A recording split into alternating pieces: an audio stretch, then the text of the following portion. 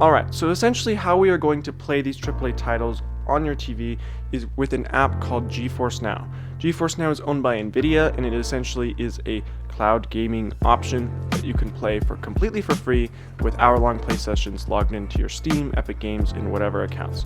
So to get started, all you're going to need is essentially a smart TV, the smart TV remote, and then a controller, whether that's an Xbox, PlayStation, Bluetooth, what have you. So the first thing you're going to want to do is you're going to want to navigate to the apps, and you're going to want to go down to the Google Play Store. You're going to want to go up to the search bar, Geforce Now. You're going to search for Geforce Now, and you're going to install that. Make sure your Google account is obviously connected, and that will take not too long.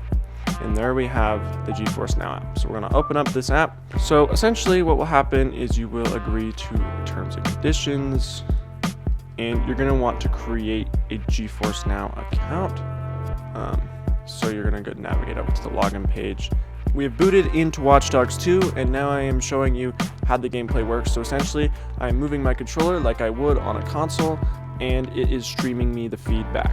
Now, one of the things to keep in mind about this setup is there is definitely noticeable amounts of latency just because of the fact that you're streaming the game and it's not being rendered locally on a console.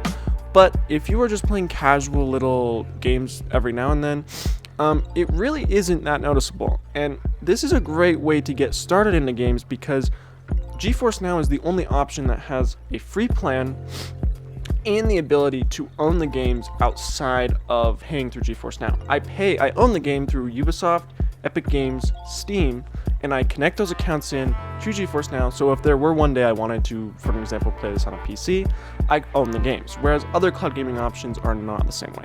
I'm pretty sure that covers this tutorial. If you have enjoyed this, thanks for watching, and I will see you in the next one.